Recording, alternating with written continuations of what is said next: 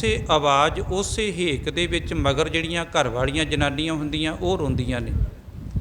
ਫਿਰ ਜਿਵੇਂ ਉਹ ਆਪਣੇ ਪੱਟਾਂ 'ਤੇ ਹੱਥ ਮਾਰਦੀ, ਉਹਨੂੰ ਪਿੱਟਣਾ ਕਹਿ ਦਿੰਦੇ ਹੈ, ਛਾਤੀ 'ਤੇ ਹੱਥ ਮਾਰਦੀ ਹੈ, ਇਹਨੂੰ ਸਿਆਪਾ ਕਹਿੰਦੇ, ਪਿੱਟ ਸਿਆਪਾ। ਫਿਰ ਉਸੇ ਚਾਲ ਦੇ ਵਿੱਚ ਬਾਕੀ ਬੀਬੀਆਂ ਜਿਹੜੀਆਂ ਕਰਦੀਆਂ ਨੇ, ਮਰਨ ਵਾਲੇ ਦਾ ਪਿੱਟ ਸਿਆਪਾ ਅਤੇ ਉਹਦੇ ਨਾਂ ਦਾ ਵੀ ਤੇਰਾ ਸਾਨੂੰ ਸੁੱਖ ਬੜਾ ਸੀ, ਤੂੰ ਚਲੇ ਗਿਆ, ਘਰ ਖਾਲੀ ਕਰ ਗਿਆ, ਇਹੋ ਜਿਹਾ ਨਾਂ ਲੈ ਲੈ ਕੇ ਫਿਰ ਉਹ ਜਦੋਂ ਬੋਲਦੀਆਂ ਨੇ, ਇਹਦਾ ਨਾਂ ਹੈ ਅਲਾਹਣੀਆਂ। ਗੁਰੂ ਨਾਨਕ ਸਾਹਿਬ ਸੱਚੇ ਪਾਤਸ਼ਾਹ ਮਹਾਰਾਜ ਜੀਆਂ ਨੇ ਦੇਖਿਆ ਵੀ ਜਗਤ ਇੱਕ ਝੂਠੀਆਂ ਅਲਾਹਣੀਆਂ ਦੇ ਵਿੱਚ ਪਿਆ ਏ। ਉਹਨਾਂ ਨੇ ਇਹ ਅਲਾਹਣੀਆਂ ਦੇ ਅੰਦਰ ਵਡਹੰਸ ਰਾਗ ਦੇ ਅੰਦਰ ਇਹ ਪਾਵਨ ਸ਼ਬਦ ਸਤਿਗੁਰਾਂ ਨੇ ਉਚਾਰਨ ਕਰਕੇ ਕਿਹਾ ਕਿ ਭਲਿਆ ਜੇ ਰੋਣਾ ਹੀ ਹੈ ਤੇ ਰੱਬ ਤੋਂ ਪਏ ਹੋਏ ਵਿਛੋੜੇ ਨੂੰ ਯਾਦ ਕਰਕੇ ਰੋ। ਠੀਕ ਹੈ, ਮਰਨ ਵਾਲਿਆਂ ਨੂੰ ਸਾਰੇ ਰੋਂਦੇ ਹੈ, ਕੋਈ ਜੀਂਦਿਆਂ ਨੂੰ ਰੋਂਦਾ ਏ, ਕੋਈ ਮਰਿਆਂ ਨੂੰ ਰੋਂਦਾ ਏ, ਪਰ ਇੱਕ ਗੱਲ ਦਾ ਚੇਤਾ ਰੱਖੀ, ਜਿੰਨਾ ਮਰਜ਼ੀ ਪਿਆਰ ਹੋਵੇ, ਨੇਹ ਹੋਵੇ, ਪਰ ਮਰਨ ਵਾਲੇ ਦੇ ਨਾਲ ਕਦੇ ਕੋਈ ਮਰਦਾ ਨਹੀਂ। ਕਹਿਣ ਨੂੰ ਹਰ ਬੰਦਾ ਕਹਿੰਦਾ ਵੀ ਇਹਦੇ ਨਾਲ ਹੀ ਮੇਰੀ ਜ਼ਿੰਦਗੀ ਹੈ, ਇਹਦੇ ਮਰਨ ਤੋਂ ਬਾਅਦ ਮੈਂ ਵੀ ਮਰ ਜਾਵਾਂਗਾ। ਤਕਰੀਬਨ ਹਰ ਘਰ ਤੇ ਹਰ ਪੁਰਸ਼ ਤੇ ਇਸਤਰੀ ਦੀ ਇਹ ਗੱਲ ਹੈ, ਹਰ ਬੱਚੇ ਦੀ ਇਹ ਗੱਲ ਹੈ ਵੀ ਇਹਦੇ ਨਾਲ ਹੀ ਸਾਡੀ ਜ਼ਿੰਦਗੀ ਹੈ। ਹਰ ਇੱਕ ਨੂੰ ਆਪਣਾ ਮਾਂ-ਬਾਪ, ਆਪਣਾ ਪਰਿਵਾਰ, ਆਪਣਾ ਘਰ ਪਿਆਰਾ ਹੁੰਦਾ ਹੈ। ਹਰ ਬੰਦਾ ਕਹਿੰਦਾ ਵੀ ਮੇਰੀ ਜ਼ਿੰਦਗੀ ਇਹਦੇ ਨਾਲ ਹੈ, ਪਰ ਕਦੀ ਵੀ ਕਿਸੇ ਮਰਨ ਵਾਲੇ ਦੇ ਨਾਲ ਕਦੇ ਕੋਈ ਮਰਿਆ ਨਹੀਂ। ਹਾਂ, ਇੰਨਾ ਜ਼ਰੂਰ ਹੈ ਕਿ ਕੁਝ ਗੁਰਮੁਖ ਰੂਹਾਂ ਜਿਵੇਂ ਸੰਤ ਗਿਆਨੀ ਕਰਤਾਰ ਸਿੰਘ ਮਹਾਂਪੁਰਖ ਭਿੰਡਰਾਂ ਵਾਲੇ ਜਦੋਂ ਚੜ੍ਹਾਈ ਕੀਤੇ ਅਤੇ ਉਹਨਾਂ ਦਾ ਇੱਕ ਗੜਵਈ ਸੀ ਗੁਰਮੁਖ ਸਿੰਘ ਅੜੀਸਾ। ਜਿਸ ਦਿਨ ਮਹਾਂਪੁਰਖਾਂ ਨੇ ਸਰੀਰ ਛੱਡਿਆ, ਇਹ ਗੁਰਮੁਖ ਸਿੰਘ ਅੜੀਸਾ ਜਿਹੜਾ ਸੀ ਮਹਿਤੇ ਰਹਿੰਦੇ ਹੁੰਦੇ ਸੀ ਮਹਾਂਪੁਰਖ, ਅਤੇ ਵਾਰ-ਵਾਰ ਜ਼ਮੀਨ ਦੇ ਵਿੱਚ ਪੈੜੀ ਇੱਕ ਮੋਟਰ ਬਣੀ ਸੀ, ਉੱਥੇ ਉਸ ਕੋਠੇ ਦੇ ਵਿੱਚ ਇਹ ਗੁਰਮੁਖ ਸਿੰਘ ਅੜੀਸਾ ਰਾਤ ਨੂੰ ਜਿਹੜਾ ਸੀ ਉੱਥੇ ਬੈਠ ਕੇ ਸਿਮਰਨ ਕਰਿਆ ਕਰਦਾ ਸੀ। ਇੱਧਰ ਜਦੋਂ ਮਹਾਂਪੁਰਖ ਸਰੀਰ ਛੱਡਣ ਲੱਗੇ ਅਤੇ ਗੁਰਮੁਖ ਸਿੰਘ ਅੜੀਸਾ ਬਾਣੀ ਪੜ੍ਹਦਾ ਪਿਆ ਏ ਅਤੇ ਉਹਨੂੰ ਆਵਾਜ਼ ਆਈ ਵੀ ਅਸੀਂ ਚੱਲੇ ਹਾਂ ਅਤੇ ਸਾਨੂੰ ਜਾਂਦੀ ਵਾਰੀ ਪਾਣੀ ਪਿਆ ਕੇ ਜਾ। ਇਹ ਗੁਰਮੁਖ ਸਿੰਘ ਅੜੀਸਾ ਮੋਟਰ ਤੋਂ ਗਿਆ, ਉੱਥੇ ਮਹਾਂਪੁਰਖਾਂ ਦੇ ਕੋਲ ਆਪਣੇ ਹੱਥੀਂ ਜਲ ਛਕਾਇਆ ਅਤੇ ਜਲ ਛਕਣ ਤੋਂ ਬਾਅਦ ਮਹਾਂਪੁਰਖ ਸੰਤ ਕਰਤਾਰ ਸਿੰਘ ਚੜ੍ਹਾਈ ਕਰ ਜਾਂਦੇ ਹੈ। ਜਿਸ ਦਿਨ ਅਗਲੇ ਦਿਨ ਸੰਸਕਾਰ ਸੀ ਮਹਾਂਪੁਰਖਾਂ ਦਾ, ਗੁਰਮੁਖ ਸਿੰਘ ਅੜੀਸਾ ਨੇ ਕਿਸੇ ਨੂੰ ਨਹੀਂ ਦੱਸਿਆ, ਕੇਸੀ ਇਸ਼ਨਾਨ ਕੀਤਾ, ਨਿਤਨੇਮ ਕੀਤਾ, ਬਾਣੀਆਂ ਪੜ੍ਹੀਆਂ, ਅਤੇ ਜਦੋਂ ਮਹਾਂਪੁਰਖਾਂ ਦੇ ਸਰੀਰ ਨੂੰ ਚੰਡਾ ਲਾਇਆ ਗਿਆ, ਜਦੋਂ ਉਹ ਅੱਗ ਪੂਰੀ ਮਚਣ ਲੱਗ ਪਈ ਅਤੇ ਗੁਰਮੁਖ ਸਿੰਘ ਅੜੀਸਾ ਬੜੇ ਜ਼ੋਰ ਦੀ ਇੱਕਦਮ ਆਇਆ, ਉਸ ਲਾਂਬੂ ਲੱਗੇ ਹੋਏ ਦੇ ਵਿੱਚ ਆ ਕੇ ਇਹਨੇ ਉੱਪਰ ਲੰਮੇ ਪੈ ਗਿਆ ਅਤੇ ਮਹਾਂਪੁਰਖਾਂ ਦੇ ਸਰੀਰ ਨੂੰ ਘੁੱਟ ਕੇ ਜੱਫਾ ਪਾ ਲਿਆ। ਸਿੰਘਾਂ ਨੇ ਬਚਾਉਣ ਦਾ ਯਤਨ ਕੀਤਾ, ਪਰ ਜਿਹੜਾ ਸੀ ਨਿਸਫਲ ਹੋਇਆ, ਅਤੇ ਉਹ ਉਸ ਲਾਂਬੂ ਲੱਗੀ ਹੋਈ ਦੇ ਉੱਪਰ ਪਿਆ ਹੋਇਆ ਗੁਰਮੁਖ ਸਿੰਘ ਅੜੀਸਾ, ਉਹ ਉਸ ਸਮੇਂ ਦੇ ਜਿਹੜੇ ਵਿਦਿਆਰਥੀ ਉਹ ਇਹ ਗੱਲ ਦੱਸਦੇ ਕਿ ਉੱਚੀ ਉੱਚੀ ਗਾ ਰਿਹਾ ਸੀ, ਜਿਸ ਪਿਆਰੇ ਸਿਉ ਨੇਹੋ ਤਿਸ ਆਗੈ ਮਰ ਚੱਲੀਐ, ਧ੍ਰਿਗ ਜੀਵਨ ਸੰਸਾਰ ਤਾਂ ਕਿ ਪਾਸੇ ਜੀਵਣਾ। ਇਹ ਗੁਰਮੁਖ ਸਿੰਘ ਅੜੀਸਾ ਜ਼ਰੂਰ ਮਹਾਂਪੁਰਖਾਂ ਦੇ ਨਾਲ ਜਿਉਂਦਾ ਜਿਹੜਾ ਸੀ ਸਤੀ ਹੋਇਆ ਸੀ ਵੀ ਮੈਂ ਸਾਰੀ ਜ਼ਿੰਦਗੀ ਮਹਾਂਪੁਰਖਾਂ ਦੇ ਨਾਲ ਰਿਹਾ ਹੈ ਅਤੇ ਮੈਂ ਉਹਨਾਂ ਨੂੰ ਪਤੀ ਰੂਪ ਕਰਕੇ ਮੰਨਿਆ ਅਤੇ ਮੈਂ ਉਹਨਾਂ ਦੇ ਨਾਲ ਸਤੀ ਹੋ ਜਾਣਾ ਹੈ। ਬਾਕੀ ਦੁਨੀਆ ਦੇ ਅੰਦਰ ਕਹਿਣ ਨੂੰ ਬੜਾ ਕੁਝ ਕਿਹਾ ਜਾਂਦਾ ਹੈ ਕਿ ਮੇਰਾ ਜੀਵਨ ਤੇਰੇ ਨਾਲ ਹੈ, ਮੇਰੀ ਜ਼ਿੰਦਗੀ ਤੇਰੇ ਨਾਲ ਹੈ, ਪਰ ਸਾਰਾ ਕੁਝ ਸਾਡੀਆਂ ਅੱਖਾਂ ਦੇ ਸਾਹਮਣੇ ਹੈ ਵੀ ਜਿੰਨਾ ਕੁ ਚਿਰ ਕਿਸੇ ਨਾਲ ਕੋਈ ਨੇਹੋ ਹੁੰਦਾ ਹੈ ਓਨਾ ਕੁ ਚਿਰ ਹੈ, ਜਦੋਂ ਸਾਡਾ ਨੇਹੋ ਕਿਤੇ ਹੋਰ ਪਾਸੇ ਹੋ ਜਾਂਦਾ ਹੈ ਉਹ ਨੇਹੋ ਟੁੱਟ ਜਾਂਦਾ ਹੈ। ਬਸ ਦੁਨੀਆ ਦੇ ਸੰਬੰਧ ਕੇਵਲ ਮਾਇਕੀ ਪਦਾਰਥਾਂ ਦੇ ਨਾਲ ਅਤੇ ਕੇਵਲ ਦੁਨੀਆ ਦੇ ਮੋਹ ਸੰਸਾਰ ਦੇ ਧੰਦਿਆਂ ਦੇ ਨਾਲ ਹੈ। ਬਸ ਥੋੜ੍ਹ ਚਿਰਾ ਮੋਹ ਹੈ। ਅਤੇ ਗੁਰੂ ਨਾਨਕ ਸਾਹਿਬ ਨੇ ਅੱਜ ਦੇ ਸ਼ਬਦ ਦੇ ਅੰਦਰ ਇੱਕ ਚੇਤਾ ਕਰਾਇਆ, ਬਾਬਾ ਆਇਆ ਹੈ ਤੂੰ ਜਗਤ ਵਿੱਚ ਜਨਮ ਲਿਆ ਏ, ਸੰਸਾਰ ਵਿੱਚ ਆਇਆ, ਅਤੇ ਇੱਕ ਗੱਲ ਦਾ ਚੇਤਾ ਜ਼ਰੂਰ ਰੱਖੀ, ਉੱਠ ਚੱਲਣਾ, ਇੱਕ ਦਿਨ ਇੱਥੋਂ ਜਾਣਾ ਪੈਣਾ ਹੈ। ਤੇਰੇ ਸੰਬੰਧੀ ਪਹਿਲੇ ਵੀ ਗਏ ਹੈ, ਕੁਝ ਤੇਰੀ ਉਮਰ ਦੇ ਵੀ ਗਏ ਹੋਣਗੇ ਅਤੇ ਤੇਰੇ ਤੋਂ ਛੋਟੀ ਉਮਰ ਦੇ ਵੀ ਗਏ ਹੋਣਗੇ, ਜਾਣਾ ਤੂੰ ਵੀ ਹੈ। ਇਹ ਮਨ ਦੇ ਵਿੱਚ ਇੱਕ ਭੁਲੇਖਾ ਕੱਢਦੇ ਵੀ ਸ਼ਾਇਦ ਤੂੰ ਆਇਆ ਅਤੇ ਤੂੰ ਨਹੀਂ ਜਾਣਾ। ਬਾਬਾ ਫਰੀਦ ਸਾਹਿਬ ਨੇ ਤੇ ਆਪਣੇ ਘਰ ਦੀ ਉਦਾਹਰਨ ਦਿੱਤੀ, ਫਰੀਦਾ ਕਿੱਥੇ ਤੈਡਾ ਮਾਪਿਆਂ ਜਿੰਨੀ ਤੂੰ ਜਾਣੇ ਹੋਏ, ਵੀ ਘੱਟੋ ਘੱਟ ਘਰ ਵੱਲ ਖਿਆਲ ਮਾਰ ਕੇ ਦੇਖ, ਉਹ ਕਿੱਥੇ ਹੈ ਜਨਮ ਦੇਣ ਵਾਲੇ ਜਾਂ ਦਾਦੇ ਪੜਦਾਦੇ। ਇਸ ਘਰ ਦੇ ਵਿੱਚ ਹੀ ਵੇਖ ਕਿੰਨੀਆਂ ਮੌਤਾਂ ਹੋਈਆਂ ਏ। ਜੇ ਉਹ ਨਹੀਂ ਰਹੇ ਤੇ ਰਹਿਣਾ ਤੂੰ ਵੀ ਨੀਗਾ। ਬਾਬਾ ਆਇਆ ਹੈ ਉੱਠ ਚੱਲਣਾ, ਇਹੋ ਜੱਗ ਝੂਠ ਪਸਾਰੋ ਵਾ। ਜਗਤ ਦਾ ਪਸਾਰਾ ਜਿਹੜਾ ਇਹ ਤੂੰ ਖਲਾਰਾ ਵੇਖਦਾ ਪਿਆ ਇਹ ਝੂਠਾ ਏ, ਬਿਨਸ ਜਾਣ ਵਾਲਾ ਏ। ਕਿਸੇ ਨੇ ਅੱਜ ਖਤਮ ਹੋ ਜਾਣਾ, ਕਿਸੇ ਨੇ ਕੱਲ੍ਹ ਨੂੰ ਖਤਮ ਹੋ ਜਾਣਾ। ਸੱਚਾ ਘਰ ਸੱਚੜੈ ਸੇਵੀਐ। ਇਸ ਕਰਕੇ ਸੱਚੇ ਘਰ ਦੇ ਵਿੱਚ ਭਾਵ ਕਿ ਗੁਰੂ ਦੀ ਸੰਗਤ ਵਿੱਚ ਬੈਠ ਕੇ ਉਸ ਸੱਚਾ ਸਦਾ ਥੇ ਰਹਿਣ ਵਾਲਾ ਜਿਹੜਾ ਪਰਮਾਤਮਾ ਹੈ ਉਹਨੂੰ ਅਰਾਧ ਸੱਚ ਖਰਾ ਸਚਿਆਰੋ ਵਾ। ਉਹ ਖਰਾ ਭਾਵ ਕਿ ਉਹਦੇ ਵਿੱਚ ਕੋਈ ਮਿਲਾਵਟ ਨਹੀਂ। ਦੁਨੀਆ ਦੇ ਧੰਦਿਆਂ ਦੇ ਵਿੱਚ ਮਿਲਾਵਟ ਹੋ ਸਕਦੀ ਹੈ, ਦੁਨੀਆ ਦੇ ਪਿਆਰ ਵਿਖਾਵੇ ਦੀ ਹੋ ਸਕਦੀ ਹੈ, ਬਾਹਰੋਂ ਕੁਝ ਤੇ ਅੰਦਰੋਂ ਕੁਝ, ਪਰ ਯਾਦ ਰੱਖੀ ਉਹ ਜਿਹੜਾ ਪਰਮਾਤਮਾ ਦਾ ਪਿਆਰ ਹੈ ਉਹ ਸਦੀਵੀ ਹੈ, ਉਹ ਖਰਾ ਹੈ, ਉਹਦੇ ਵਿੱਚ ਕੋਈ ਮਿਲਾਵਟ ਨਹੀਂ। ਕੂੜ ਲੱਭ ਜਾਂ ਥਾਏ ਨਾ ਪਾਸੀ, ਅੱਗੇ ਲਹੇ ਨਾ ਠਾਓ। ਹਜ਼ੂਰ ਕਹਿਣ ਲੱਗੇ ਇਹ ਸੰਸਾਰ ਦੇ ਵਿੱਚ ਕੂੜ ਦਾ ਅਰਥ ਹੈ ਝੂਠ, ਲੱਭ ਦਾ ਅਰਥ ਹੈ ਲੋਭ। ਝੂਠ ਤੇ ਲੋਭ ਦੇ ਲਾਲਚ ਵਿੱਚ ਆ ਕੇ ਜਿੰਨੇ ਵੀ ਤੂੰ ਦੁਨੀਆ ਤੇ ਕਰਮ ਕਮਾਏ ਹੈ ਨਾ, ਅੱਗੇ ਲਹੇ ਨਾ ਠਾਓ, ਇਹ ਨਾ ਕਿਸੇ ਨੇ ਅੱਗੇ ਤੇ ਦਰਗਾਹ ਦੇ ਵਿੱਚ ਤੇਰਾ ਸਾਥ ਨਹੀਂ ਦੇਣਾ। ਦੁਨੀਆ ਦੇ ਅੰਦਰ ਝੂਠ ਮਾਰ ਕੇ, ਠੱਗੀਆਂ ਮਾਰ ਕੇ ਜਿੰਨੇ ਵੀ ਤੂੰ ਕੰਮ ਧੰਦੇ ਕੀਤੇ ਹੈ, ਧਨ ਦੌਲਤ ਜੋ ਵੀ ਜੋੜਿਆ ਹੈ, ਇਹਨਾਂ ਵਿੱਚੋਂ ਕਿਸੇ ਨੇ ਤੇਰਾ ਸਾਥ ਨਹੀਂ ਦੇਣਾ।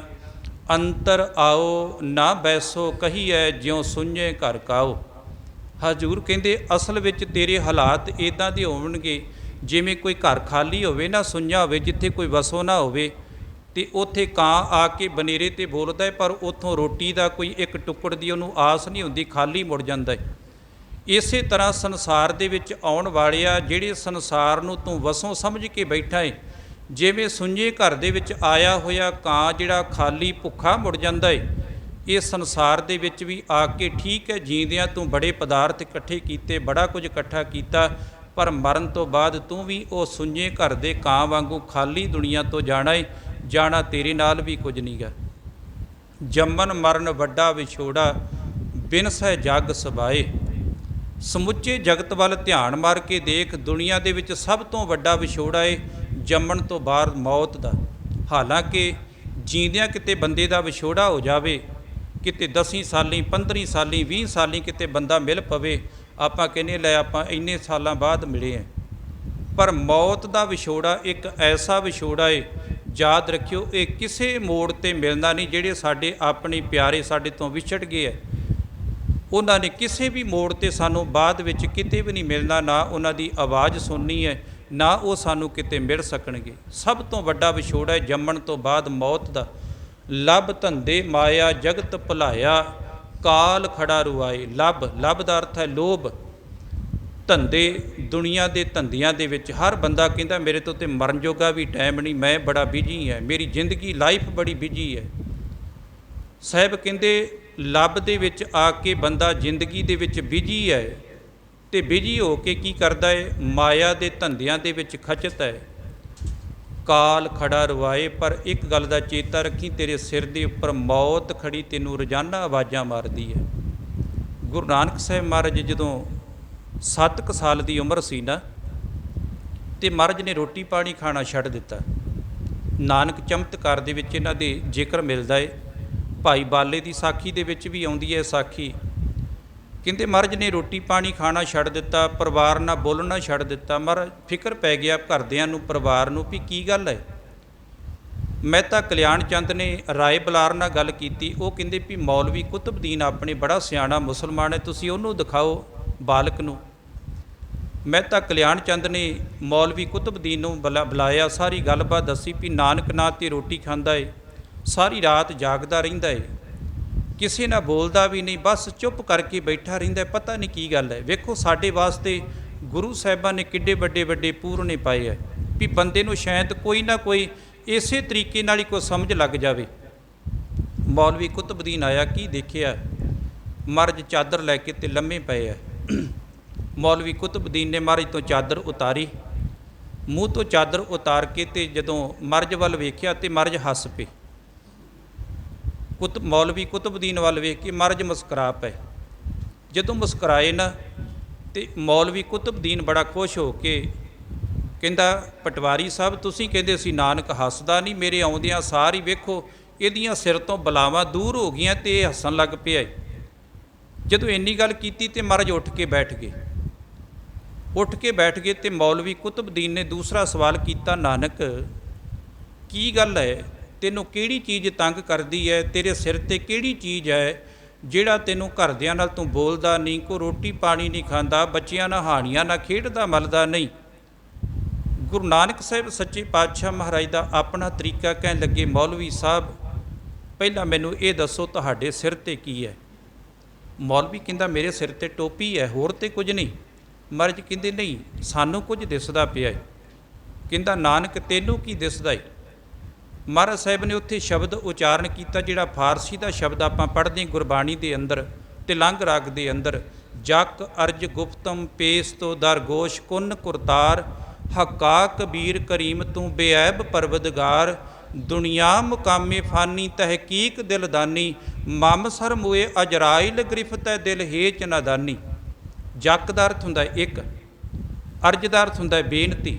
ਜਕ ਅਰਜ ਗੁਪਤਮ, ਗੁਪਤ ਹੁੰਦਾ ਹੈ ਆਖੀ ਤੇ ਗੁਪਤਮ ਹੁੰਦਾ ਮੈਂ ਆਖੀ। ਜਕ ਅਰਜ ਗੁਪਤਮ ਪੇਸ, ਪੇਸ ਹੁੰਦਾ ਸਾਹਮਣੇ ਖੜੇ ਹੋ ਕੇ। ਮਹਾਰਾਜ ਕਹਿੰਦੇ, ਐ ਪਰਮਾਤਮਾ ਮੈਂ ਇੱਕ ਬੇਨਤੀ ਕਰਨ ਲੱਗਾ ਏ, ਮੇਰੀ ਬੇਨਤੀ ਨੂੰ ਕੰਨ ਦੇ ਕੇ ਸੁਣ। ਹੱਕਾ, ਹੱਕਾ ਦਾ ਅਰਥ ਹੁੰਦਾ ਸੱਚਾ। ਕਬੀਰ, ਕਬੀਰ ਦਾ ਅਰਥ ਫਾਰਸੀ ਵਿੱਚ ਕਬੀਰ ਨੂੰ ਕਹਿੰਦੇ ਵੱਡਾ। ਹੱਕਾ ਕਬੀਰ ਕਰੀਮ ਤੂੰ, ਕਰੀਮ ਹੁੰਦਾ ਹੈ ਰਹਿਮਤ ਕਰਨ ਵਾਲਾ, ਕਰਮ ਕਰਨ ਵਾਲਾ, ਬਖਸ਼ਿਸ਼ ਕਰਨ ਵਾਲਾ। ਹੱਕਾ ਕਬੀਰ ਕਰੀਮ ਤੂੰ ਬੇਅੈਬ, ਬੇਅੈਬ ਹੁੰਦਾ ਜਿਹਦੇ ਵਿੱਚ ਕੋਈ ਵਿਕਾਰ ਨਾ ਹੋਵੇ, ਬਿਲਕੁਲ ਸਾਫ਼ ਹੋਵੇ, ਨਿਰੋਲ ਖਾਲਸ ਹੋਵੇ। ਹੱਕਾ ਕਬੀਰ ਕਰੀਮ ਤੂੰ ਬੇਅੈਬ ਪਰਵਦਗਾਰ, ਦੁਨੀਆ ਮੁਕਾਮੇ ਫਾਨੀ। ਇਹ ਦੁਨੀਆ ਦਾ ਮੁਕਾਮ ਜਿਹੜਾ, ਇਹ ਜਿਹੜਾ ਘਰ ਹੈ, ਇਹ ਜੋ ਦੁਨੀਆ ਦਿਸਦੀ ਪਈ ਹੈ, ਫਾਨੀ ਦਾ ਅਰਥ ਦਾ ਫਨਾਹ ਹੋ ਜਾਣ ਵਾਲੀ, ਨਾਸ ਹੋ ਜਾਣ ਵਾਲੀ। ਕਹਿਣ ਲੱਗੇ, ਇਹ ਜਿਹੜਾ ਦੁਨੀਆ ਦਾ ਮਕਾਮ, ਇਹ ਜਿਹੜਾ ਦੁਨੀਆ ਰੂਪੀ ਘਰ ਸ਼ਹਿਰ ਦਿਸਦਾ ਪਿਆ ਏ, ਇਹ ਇੱਕ ਦਿਨ ਫਨਾਹ ਹੋ ਜਾਵੇਗਾ, ਨਾਸ ਹੋ ਜਾਵੇਗਾ। ਦੁਨੀਆ ਮੁਕਾਮੇ ਫਾਨੀ ਤਹਿਕੀਕ ਦਿਲਦਾਨੀ, ਐ ਮੇਰੇ ਦਿਲ, ਐ ਮੇਰੇ ਮਨ, ਇਸ ਗੱਲ ਨੂੰ ਚੰਗੀ ਤਰ੍ਹਾਂ ਜਾਣ ਲੈ। ਕਹਿਣ ਲੱਗੇ, ਮੌਲਵੀ ਸਾਹਿਬ ਸਾਨੂੰ ਦਿਸਦਾ ਪਿਆ ਤੇਰੇ ਸਿਰ ਦੇ ਉੱਪਰ ਕੁਝ, ਉਹ ਕੱਲਾ ਤੇਰੇ ਸਿਰ ਦੇ ਉੱਪਰ ਨਹੀਂ, ਮੇਰੇ ਸਿਰ ਦੇ ਉੱਪਰ ਵੀ ਹੈ। ਹਾਂ, ਮੈਂ ਉਸ ਚੀਜ਼ ਨੂੰ ਦੇਖ ਲਿਆ ਏ। ਜਦੋਂ ਦਾ ਮੈਂ ਉਹਨੂੰ ਦੇਖਿਆ ਏ, ਉਦੋਂ ਦਾ ਮੈਨੂੰ ਰੋਟੀ ਪਾਣੀ ਭੁੱਲ ਗਿਆ ਏ, ਉਦੋਂ ਦਾ ਮੈਨੂੰ ਹੱਸਣਾ ਖੇਡਣਾ ਭੁੱਲ ਗਿਆ ਏ, ਉਦੋਂ ਦੇ ਦੁਨੀਆ ਦੇ ਰੰਗ ਵੇਲੇ ਭੁੱਲ ਗਏ ਹੈ। ਮੌਲਵੀ ਹੈਰਾਨ ਹੋ ਕੇ ਕਹਿੰਦਾ, ਮਹਾਰਾਜ ਉਹ ਹੈ ਕੀ ਹੈ। ਹਜੂਰ ਕਹਿਣ ਲੱਗੇ, ਅਗਲਾ ਸ਼ਬਦ ਪੜ੍ਹਿਆ, ਮਮ ਸਰ ਮੂਏ ਅਜਰਾਇਲ ਗ੍ਰਿਫਤ ਹੈ ਦਿਲ ਹੇਚ ਨਾਦਾਨੀ। ਮਮ ਕਹਿੰਦੇ ਆ ਮੇਰਾ, ਸਰ ਕਹਿੰਦੇ ਆ ਸਿਰ ਨੂੰ, ਮੂਏ ਫਾਰਸੀ ਦੇ ਵਿੱਚ ਆਪਣੇ ਜਿਹੜੇ ਵਾਲ ਹੈ, ਕੇਸ ਹੈ, ਇਹਨਾਂ ਨੂੰ ਮੂਏ ਕਹਿੰਦੇ ਆ। ਮਮ ਸਰ ਮੂਏ ਅਜਰਾਇਲ ਗ੍ਰਿਫਤ ਹੈ, ਅਜਰਾਇਲ ਕਹਿੰਦੇ ਮੌਤ ਦੇ ਫਰਿਸ਼ਤੇ ਨੂੰ। ਕਹਿਣ ਲੱਗੇ, ਮੌਲਵੀ ਕੁਤਬਦੀਨ ਮੌਤ ਦਾ ਫਰਿਸ਼ਤਾ ਉਹ ਹਰ ਇੱਕ ਦੇ ਸਿਰ ਦੇ ਉੱਪਰ ਬੈਠਾ ਹੈ ਤੇ ਵਾਲਾਂ ਤੋਂ ਘੁੱਟ ਕੇ ਪਕੜਿਆ ਏ। ਪਤਾ ਨਹੀਂ ਕਦੋਂ ਉਹ ਵਾਲਾਂ ਤੋਂ ਖਿੱਚ ਕੇ ਪ੍ਰਾਣ ਕੱਢ ਦੇਵੇ। ਇਸ ਕਰਕੇ ਜਦੋਂ ਦਾ ਮੈਂ ਆਪਣੇ ਸਿਰ ਦੇ ਉੱਪਰ ਕਾਲ ਖੜਾ ਦੇਖਿਆ ਏ ਨਾ, ਉਦੋਂ ਦਾ ਮੈਨੂੰ ਹੱਸਣਾ ਖੇਡਣਾ ਭੁੱਲ ਗਿਆ, ਉਦੋਂ ਦਾ ਮੈਨੂੰ ਰੋਟੀ ਪਾਣੀ ਖਾਣਾ ਭੁੱਲ ਗਿਆ, ਸੱਜਣ ਮਿੱਤਰ ਭੁੱਲ ਗਿਆ, ਬਸ ਮੌਤ ਚੇਤਿਆ। ਤੇ ਹਜੂਰ ਨੇ ਇੱਥੇ ਸ਼ਬਦ ਕਿਹਾ, ਲੱਭ ਧੰਦੇ ਮਾਇਆ ਜਗਤ ਭੁਲਾਇਆ, ਕਾਲ ਖੜਾ ਰੁਆਏ। ਰੁਆਏ ਦਾ ਅਰਥ ਜਦੋਂ ਤੇ ਆਪਾਂ ਕਾਹਨ ਸਿੰਘ ਨਾਭਾ ਨੂੰ ਪੜ੍ਹਾਂਗੇ, ਉਹਨਾਂ ਕਿਹਾ ਰੁਆਏ ਦਾ ਅਰਥ ਆਵਾਜ਼ਾਂ ਮਾਰਦਾ ਹੈ। ਪ੍ਰਿੰਸੀਪਲ ਸਤਬੀਰ ਸਿੰਘ ਹੋਣਾ ਨੇ ਜਿਹੜਾ ਅਰਥ ਕੀਤਾ ਹੈ, ਉਹਨਾਂ ਨੇ ਵਿਆਕਰਨ ਦੇ ਹਿਸਾਬ ਨਾਲ ਅਰਥ ਕੀਤਾ ਹੈ ਵੀ ਰਵਾ ਰਿਹਾ, ਭਾਵ ਕਿ ਤੜਫਾ ਰਿਹਾ ਹੈ, ਮੌਤ ਦਾ ਡਰ ਸਤਾ ਰਿਹਾ ਹੈ। ਇੱਥੇ ਆਪਾਂ ਜਦੋਂ ਰੁਆਏ ਦਾ ਅਰਥ ਕਰਾਂਗੇ, ਕਹਿੰਦੇ ਕਾਲ ਖੜਾ ਰੁਆਏ, ਤੇਰੇ ਸਿਰ ਦੇ ਉੱਪਰ ਕਾਲ ਜਿਹੜਾ ਖੜਾ ਹੈ ਉਹ ਤੈਨੂੰ ਆਵਾਜ਼ਾਂ ਮਾਰਦਾ ਪਿਆ ਹੈ, ਭਰਿਆ ਇੱਕ ਇੱਕ ਪਲ ਕਰਕੇ, ਘੜੀ ਕਰਕੇ, ਪੈਰ ਕਰਕੇ ਤੂੰ ਮੇਰੇ ਵੱਲ ਨੂੰ ਆ ਰਿਹਾ ਹੈ, ਪਰ ਤੂੰ ਮਾਇਆ ਦੇ ਧੰਦਿਆਂ ਦੇ ਵਿੱਚ ਇੰਨਾ ਕੁ ਖਚਿਤ ਹੋ ਗਿਆ ਹੈ ਕਿ ਮੌਤ ਨੂੰ ਭੁੱਲ ਕੇ ਬਹਿ ਗਏ ਹੈ। ਹਜੂਰ ਦੇ ਆਪਾਂ ਪਾਵਨ ਬੋਲ ਹੋਰ ਵੀ ਪੜ੍ਹਦੇ ਗੁਰਬਾਣੀ ਦੇ ਅੰਦਰ ਕਿ ਦਿਨ ਤੇ ਪਹਿਰ, ਪਹਿਰ ਤੇ ਘੜੀਆਂ, ਆਪ ਘਟੇ ਤਨ ਸੀਜੈ, ਕਾਲ ਅਹੀਰੀ ਫਿਰੇ ਬਦਕ ਜਿਉ, ਕਹੋ ਕਵਣ ਬਿਦ ਕੀਜੈ, ਸੋ ਦਿਨ ਆਵਣ ਲਾਗਾ, ਮਾਤ ਪਿਤਾ ਭਾਈ ਸੁਤ ਬੰਤਾ, ਕਹੋ ਕਉ ਹੈ ਕਾਕਾ। ਕਹਿਣ ਲੱਗੇ, ਦਿਨ ਕਰਕੇ, ਪਲ ਕਰਕੇ, ਘੜੀਆਂ ਕਰਕੇ, ਪਹਿਰ ਕਰਕੇ ਤੇਰੀ ਉਮਰ ਘਟਦੀ ਜਾ ਰਹੀ ਹੈ। ਤੇ ਕਾਲ ਰੂਪੀ ਸ਼ਿਕਾਰੀ ਇਉਂ ਖੜਾ ਹੈ ਜਿਵੇਂ ਬਦਕ ਹਰਨਾ ਆਦਿਕਾਂ ਦਾ ਸ਼ਿਕਾਰੀ ਕਮਾਨ ਵਿੱਚ ਤੀਰ ਪਾ ਕੇ ਖੜਾ ਹੈ ਨਾ, ਵੀ ਜਦੋਂ ਉਹਦੇ ਸਾਹਮਣੇ ਸ਼ਿਕਾਰ ਆਉਂਦਾ ਹੈ ਤੇ ਉਹ ਤੀਰ ਛੱਡ ਦਿੰਦਾ ਹੈ। ਇਸੇ ਤਰ੍ਹਾਂ ਮੌਤ ਰੂਪੀ ਸ਼ਿਕਾਰੀ ਤੇਰੇ ਸਿਰ ਤੇ ਮੌਤ ਦਾ ਤੀਰ ਖੜਾ ਕਰਕੇ ਬੈਠਾ ਹੈ। ਰੱਬ ਦਾ ਹੁਕਮ ਆਉਂਦਾ ਹੈ ਤੇ ਉਹ ਮੌਤ ਰੂਪੀ ਬਾਣ ਨੂੰ ਛੱਡ ਦਿੰਦਾ ਹੈ। ਤੇ ਬਾਬਾ ਕਬੀਰ ਸਾਹਿਬ ਨੇ ਤੇ ਹੋਰ ਵੀ ਬਚਨ ਕਹੇ, ਕਹਿੰਦੇ ਕਹੋ ਕਬੀਰ ਤਬ ਹੀ ਨਰ ਜਾਗੇ, ਜਮ ਕਾ ਡੰਡ ਮੂੰਡ ਮੈਂ ਲਾਗੇ। ਮੂੰਡ ਕਹਿੰਦੇ ਸਿਰ ਨੂੰ। ਕਹਿੰਦੇ ਅਸਲ ਵਿੱਚ ਬੰਦੇ ਨੂੰ ਪਹਿਲਾਂ ਕੋਈ ਜਾਗ ਨਹੀਂ, ਪਹਿਲਾਂ ਇਹੋ ਕਹਿੰਦਾ ਵੀ ਬਸ ਆਪਾਂ ਧੰਦਿਆਂ ਦੇ ਵਿੱਚ ਖਚਤ ਹੈ, ਆਪਣੇ ਦੁਨੀਆ ਦੇ ਵਿੱਚ ਮਸਤ ਹੈ ਬੰਦਾ। ਪਰ ਕਹਿੰਦੇ ਜਦੋਂ ਮੌਤ ਦਾ ਡੰਡਾ ਸਿਰ ਵਿੱਚ ਆ ਕੇ ਵੱਜਦਾ ਹੈ ਉਦੋਂ ਜਾਗਦਾ ਹੈ। ਇੱਥੇ ਵੀ ਸਤਿਗੁਰਾਂ ਨੇ ਕਿਹਾ ਮੌਤ ਰੂਪੀ ਕਾਲ ਰੂਪੀ ਜਿਹੜਾ ਸ਼ਿਕਾਰੀ ਤੇਰੇ ਸਿਰ ਤੇ ਖੜਾ ਤੈਨੂੰ ਆਵਾਜ਼ਾਂ ਪਿਆ ਮਾਰਦਾ ਏ। ਇਸ ਲਈ ਕੀ ਕਰ ਬਾਬਾ ਆਪ ਹੋ ਭਾਈ ਹੋ ਗਲ ਮਿਲੈ, ਮਿਲ ਮਿਲ ਦੇਹੋ ਅਸੀਸਾਂ ਹੈ। ਕਿਸੇ ਦੇ ਮਰਨ ਦੇ ਉੱਪਰ ਰੋਣ ਵਾਲਿਆ ਆਓ ਇਕੱਠੀ ਹੋ ਕੇ ਬੈਠੀਏ ਤੇ ਬੈਠ ਕੇ ਇਹਨੂੰ ਮਰਨ ਵਾਲੀ ਨੂੰ ਅਸੀਸਾਂ ਦਈਏ। ਕਿਹੜੀਆਂ ਅਸੀਸਾਂ? ਬਾਬਾ ਸੱਚੜਾ ਮੇਲ ਨਾ ਚੁਕਈ, ਪ੍ਰੀਤਮ ਕੀਆਂ ਦੇਹ ਅਸੀਸਾਂ ਹੈ। ਮਾਲਕ ਇਹ ਤੇਰੇ ਨਾਲੋਂ ਵਿਛੜ ਗਿਆ ਸੀ, ਕਿਰਪਾ ਕਰ ਇਹਨੂੰ ਆਪਣੇ ਨਾਲ ਫਿਰ ਮਿਲਾ ਲਾ। ਆ ਦੁਨੀਆ ਦਾ ਮੇਲਾ ਤੇ ਅੱਜ ਨਹੀਂ ਤੇ ਕੱਲ੍ਹ ਇਹ ਵਿਛੜਨਾ ਹੀ ਹੈ, ਪਰ ਜਿਹੜਾ ਤੇਰੇ ਨਾਲ ਮਿਲ ਪੈਂਦਾ ਉਹਦਾ ਕਦੇ ਵਿਛੋੜਾ ਨਹੀਂ ਹੁੰਦਾ। ਅਸੀਸਾਂ ਦੇਵੋ ਭਗਤ ਕਰੇਵੋ, ਮਿਲਿਆ ਕਾ ਕਿਆ ਮੇਲੋ। ਇਸ ਕਰਕੇ ਉਹਨੂੰ ਵਿਛੜੇ ਹੋਏ ਨੂੰ ਅਸੀਸਾਂ ਦਿਓ। ਜਿਹੜੇ ਮਿਲੇ ਹੋਏ ਨੇ ਉਹ ਕਦੇ ਵਿਛੜਦੇ ਨਹੀਂ, ਉਹਨਾਂ ਨੂੰ ਅਸੀਸਾਂ ਦੀ ਲੋੜ ਕੋਈ ਨਹੀਂ। ਇੱਕ ਭੂਲੈ ਨਾਮੋ ਥੇਹੋ ਥਾਵੋ, ਗੁਰ ਸ਼ਬਦੀ ਸੱਚ ਖੇਲੋ। ਕਹਿੰਦੇ ਇੱਕ ਦੁਨੀਆ ਦੇ ਵਿੱਚ ਆ ਕੇ ਪਰਮਾਤਮਾ ਦੇ ਨਾਮ ਨੂੰ ਭੁੱਲ ਗਏ। ਥੇ ਹੁੰਦਾ ਹੈ ਉਹ ਜਗ੍ਹਾ, ਜਿਸ ਜਗ੍ਹਾ 'ਤੇ ਮਰਨ ਤੋਂ ਬਾਅਦ ਜਾਣਾ ਹੈ ਉਸ ਜਗ੍ਹਾ ਨੂੰ ਵੀ ਭੁੱਲ ਗਏ। ਵੇਖੋ ਬੰਦਾ ਘਰ ਨੂੰ ਕਿੰਨਾ ਚੇਤੇ ਰੱਖਦਾ ਹੈ। ਗੁਰੂ ਅਰਜਨ ਸਾਹਿਬ ਦਾ ਇੱਕ ਬੜਾ ਪਿਆਰਾ ਬਚਨ ਹੈ, ਕਹਿੰਦੇ ਜੋ ਘਰ ਛੱਡ ਗਵਾਵਣਾ ਸੋ ਲੱਗਾ ਮਨ ਮਾਹੀ। ਬੰਦਾ ਕਿਤੇ ਰਿਸ਼ਤੇਦਾਰਾਂ 'ਤੇ ਗਿਆ ਹੋਵੇ ਨਾ, ਕਹਿੰਦਾ ਘਰੇ ਜਾਣਾ ਹੈ, ਘਰੇ ਖਲਾਰਾ ਪਿਆ ਹੋਵੇਗਾ। ਮਹਾਰਾਜ ਕਹਿੰਦੇ ਆਪਣੇ ਘਰ ਨੂੰ ਚੇਤੇ ਕਰਦਾ ਇੱਕ ਦਿਨ ਇਸੇ ਘਰ ਦੇ ਵਿੱਚੋਂ 4 ਜਾਣਿਆਂ ਨੇ ਮੋਢੇ 'ਤੇ ਚੁੱਕ ਕੇ ਬਾਹਰ ਕੱਢ ਦੇਣਾ ਹੈ। ਇਹ ਘਰ ਤੇਰਾ ਨਹੀਂ ਗਾ। ਜੋ ਘਰ ਛੱਡ ਗਵਾਵਣਾ ਸੋ ਲੱਗਾ ਮਨ ਮਾਹੇ, ਜਿੱਥੇ ਜਾਏ ਤੁਧ ਵਰਤਣਾ ਤਿਸ ਕੀ ਚਿੰਤਾ ਨਾਹੀ। ਉਸ ਘਰ ਦੀ ਵੀ ਚਿੰਤਾ ਕਰ ਜਿੱਥੇ ਅੱਗੇ ਜਾ ਕੇ ਤੂੰ ਵਰਤਣਾ ਹੈ। ਸਾਹਿਬ ਕਹਿੰਦੇ ਆ ਅਸਲ ਵਿੱਚ ਇੱਕ ਭੂਲੇ ਨਾਵੋ ਥੇਹੋ ਥਾਹੋ, ਗੁਰ ਸ਼ਬਦੀ ਸੱਚ ਖੇਲੋ। ਗੁਰੂ ਦੇ ਸ਼ਬਦ ਵਿੱਚ ਜੁੜ ਕੇ ਕਿਸੇ ਵਿਰਲੇ ਨੂੰ ਸੋਝੀ ਪਈ। ਜਮ ਮਾਰਗ ਨਹੀਂ ਜਾਣਾ, ਸ਼ਬਦ ਸਮਾਣਾ, ਜੁਗ ਜੁਗ ਸਾਚੇ ਵੇਸੇ। ਜਿਨ੍ਹਾਂ ਨੇ ਗੁਰੂ ਦੇ ਸ਼ਬਦ ਵਿੱਚ ਸੁਰਤ ਨੂੰ ਜੋੜਿਆ ਉਹ ਫਿਰ ਜਮਾਂ ਦੇ ਰਸਤੇ 'ਤੇ ਨਹੀਂ ਜਾਂਦੇ। ਸਾਜਣ ਸੈਣ ਮਿਲੋ ਸੰਜੋਗੀ, ਗੁਰ ਮਿਲ ਖੋਲੇ ਫਾਸੇ। ਜਦੋਂ ਉਸ ਪਿਆਰੇ ਸੱਜਣ ਪ੍ਰੀਤਮ ਨੂੰ ਮਿਲੇ, ਗੁਰੂ ਨੇ ਕਿਰਪਾ ਕਰਕੇ ਗਿਆਨ ਦੀ ਸ਼ਬਦ ਦੀ ਦਾਤ ਦਿੱਤੀ ਤੇ ਫਿਰ ਉਹਦੇ ਨਾਲ ਗਲ ਦੇ ਵਿੱਚੋਂ ਜਿਹੜੇ ਮੋਹ ਮਮਤਾ ਦੇ ਫਾਹੇ ਸੀ ਉਹ ਖੁੱਲ੍ਹ ਗਏ। ਬਾਬਾ ਨਾਂਗੜਾ ਆਇਆ ਜੱਗ ਮੈਂ। ਜਦੋਂ ਜਗਤ ਵਿੱਚ ਆਇਆ ਸੀ ਤੇ ਨੰਗਾ ਹੀ ਆਇਆ ਸੀ, ਉਦੋਂ ਕੱਪੜਿਆਂ ਦੀਆਂ ਪੰਡਾਂ ਨਾਲ ਲੈ ਕੇ ਨਹੀਂ ਸੀ ਆਇਆ। ਬਾਬਾ ਨਾਂਗੜਾ ਆਇਆ ਜੱਗ ਮੈਂ, ਦੁੱਖ ਸੁੱਖ ਲੇਖ ਲਿਖਾਇਆ। ਤੇ ਇੱਥੇ ਜਗਤ ਵਿੱਚ ਦੁੱਖ ਤੇ ਸੁੱਖ ਦੇ ਲੇਖ ਪਰਮਾਤਮਾ ਨੇ ਲਿਖ ਕੇ ਤੈਨੂੰ ਸੰਸਾਰ ਵਿੱਚ ਭੇਜਿਆ। ਲਿਖਿਆੜਾ ਸਾਹਾ ਨਾ ਟਲੇ, ਜਿਹੜਾ ਪੁਰਬ ਕਮਾਇਆ। ਜਿਹੜਾ ਉਸ ਕਰਤੇ ਨੇ ਸਾਹਾ ਕਹਿੰਦੇ ਹੈ, ਜਦੋਂ ਕੋਈ ਵਿਆਹ ਹੁੰਦਾ ਹੈ ਨਾ, ਆਪਾਂ ਰੱਖਦੇ ਬੱਚੇ ਬੱਚੀ ਦਾ, ਤੇ ਫਿਰ ਉਹ ਸਿਆਣੇ ਮਿਲ ਕੇ ਪਹਿਲਾਂ ਕੀ ਕਰਦੇ ਸੀ, ਪੰਡਤ ਦੇ ਕੋਲੋਂ ਉਹ ਸਾਹਾ ਲਿਖਾਉਂਦੇ ਸੀ। ਉਹ ਫਿਰ ਜੰਤਰੀ ਵੇਖ ਕੇ, ਦੋਵਾਂ ਦਾ ਟੇਵਾ ਵੇਖ ਕੇ, ਤੇ ਉਹ ਕਹਿੰਦਾ ਸੀ ਇਸ ਦਿਨ ਦਾ ਸਾਹਾ ਪੱਕਾ ਹੈ, ਇਹਨੂੰ ਸਾਹੇ ਨੂੰ ਟਾਲਣਾ ਨਹੀਂ। ਉਹ ਫਿਰ ਵਿਆਹ ਵਾਲਾ ਸਾਇਆ ਜਿਹੜਾ ਸੀ ਉਹ ਟਾਲਿਆ ਨਹੀਂ ਸੀ ਜਾਂਦਾ।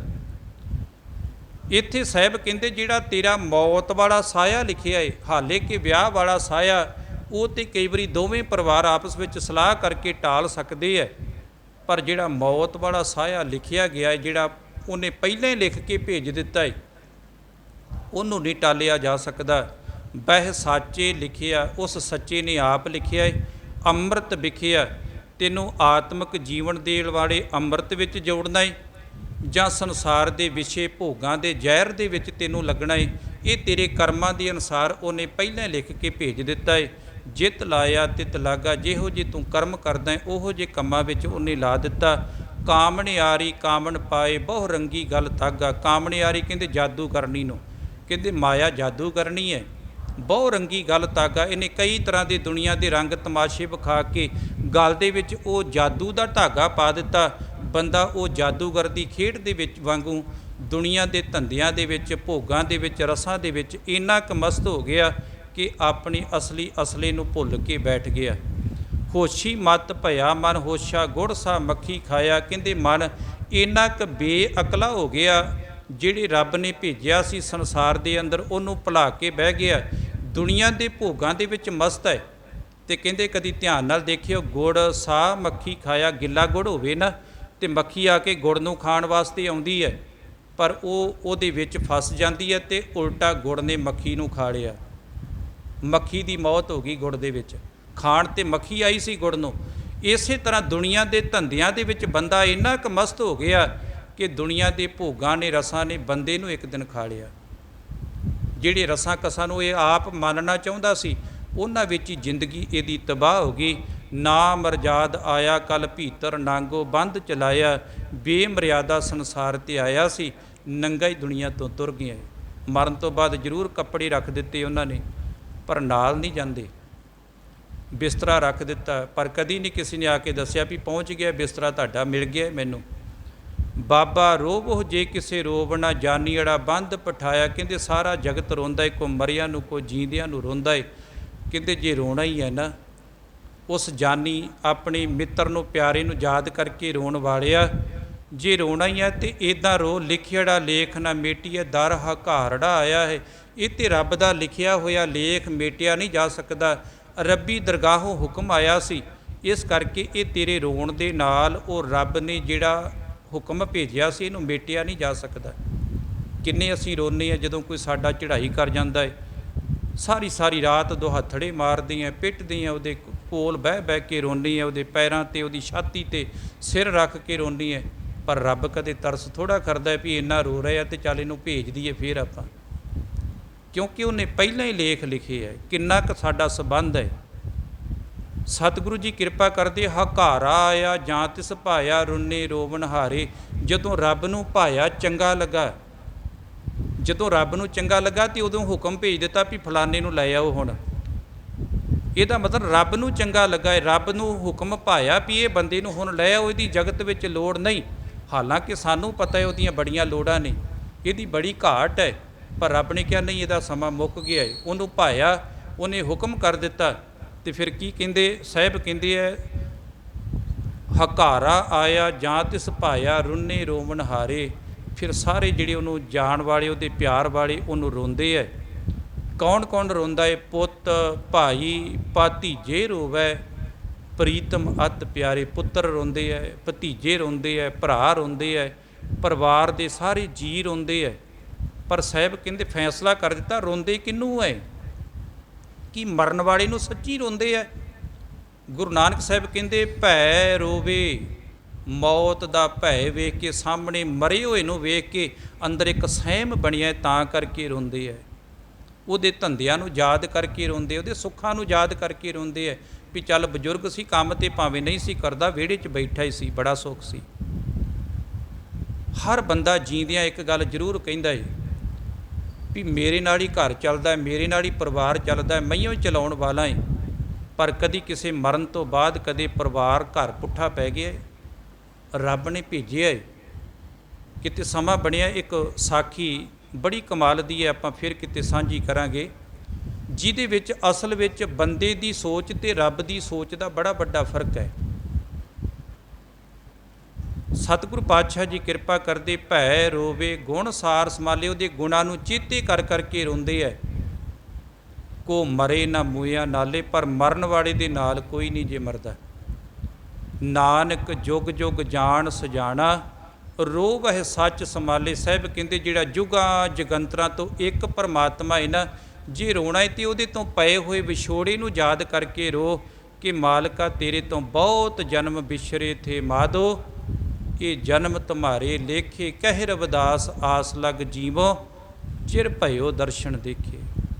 ਸਤਿਗੁਰੂ ਗੁਰੂ ਨਾਨਕ ਸਾਹਿਬ ਨੇ ਕਿਰਪਾ ਕੀਤੀ ਹੈ। ਅੱਜ ਦੇ ਪਾਵਨ ਮੁੱਖ ਵਾਕ, ਅੱਜ ਧੰਨ ਗੁਰੂ ਹਰਗੋਬਿੰਦ ਸਾਹਿਬ ਮਹਾਰਾਜ ਜੀਆਂ ਦਾ ਗੁਰਤਾ ਗੱਦੀ ਦਿਵਸ 25 ਮਈ 1606 ਨੂੰ ਗੁਰੂ ਅਰਜਨ ਸਾਹਿਬ ਮਹਾਰਾਜ ਜਦੋਂ ਲਾਹੌਰ ਦੀ ਧਰਤੀ ਨੂੰ ਜਾਂਦੇ ਹੈ ਸ਼ਹੀਦ ਹੋਣ ਵਾਸਤੇ, ਪਤਾ ਸੀ ਭਾਣੇ ਵਾਪਰਨੇ ਹੈ, ਤੇ ਇਹ ਗੁਰਤਾ ਗੱਦੀ ਜਿਹੜੀ ਸੀ ਮਹਾਰਾਜ ਨੇ ਆਪ ਜਿਹੜਾ ਸੀ ਇਹ ਦੇ ਗਏ।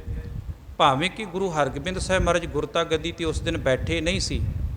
ਜਿਸ ਦਿਨ ਮਹਾਰਾਜ ਸ਼ਹੀਦ ਹੁੰਦੇ ਆ ਉਸ ਤੋਂ ਬਾਅਦ ਬਾਬਾ ਬੁੱਢਾ ਸਾਹਿਬ ਜੀ ਨੇ ਫਿਰ ਜਿਹੜਾ ਸੀ ਉਹ ਅਰਦਾਸ ਕਰਕੇ ਗੁਰਤਾ ਗੱਦੀ ਦੀ ਰਸਮ ਨਿਭਾਈ। ਪਰ ਮਹਾਰਾਜ ਜਾਂਦੀ ਜਿਹੜਾ ਸੀ ਲਾਹੌਰ ਨੂੰ ਤੁਰ ਲੱਗਿਆ ਪਹਿਲਾਂ ਜਿਹੜਾ ਸੀ ਉਹ ਗੁਰਤਾ ਗੱਦੀ ਦੀ ਰਸਮ ਮਹਾਰਾਜ ਕਰ ਗਏ ਸਨ। ਉਹਨਾਂ ਨੂੰ ਸਾਰੀ ਜਿਹੜੀ ਉਹ ਜ਼ਿੰਮੇਵਾਰੀ ਦੇ ਗਏ ਸਨ। ਇਹ ਅੱਜ ਦਾ ਦਿਨ ਜਿਹੜਾ ਗੁਰੂ ਹਰਗੋਬਿੰਦ ਸਾਹਿਬ ਦਾ ਅਕਾਲ ਤਖਤ ਸਾਹਿਬ ਵਿਖੇ ਮੇਰਾ ਖਿਆਲ ਤੜਕੇ 7:30 8 ਵਜੇ ਜਿਹੜੇ ਉੱਥੇ ਭੋਗ ਪੈ ਜਾਂਦੇ, ਸੰਪੂਰਨਤਾ ਹੋ ਜਾਂਦੀ ਹੈ। ਤੇ ਹਰ ਸਾਲ ਹੀ ਗੁਰਤਾ ਗੱਦੀ ਜਿਹੜਾ ਵਾ ਉਹ ਅਕਾਲ ਤਖਤ ਸਾਹਿਬ ਵਿਖੇ ਜਿਹੜਾ ਉਹਨਾਂ ਨੂੰ ਯਾਦ ਕੀਤਾ ਜਾਂਦਾ ਹੈ। ਸੋ ਅੱਜ ਇੱਥੇ ਵੀ ਆਪਾਂ ਯਾਦ ਕੀਤਾ। ਸਤਿਗੁਰੂ ਜੀ ਰਹਿਮਤ ਕਰਨ, ਸਭ ਦੀਆਂ ਹਾਜ਼ਰੀਆਂ ਪ੍ਰਵਾਨ ਕਰਨ। ਵਾਹਿਗੁਰੂ ਜੀ ਕਾ ਖਾਲਸਾ।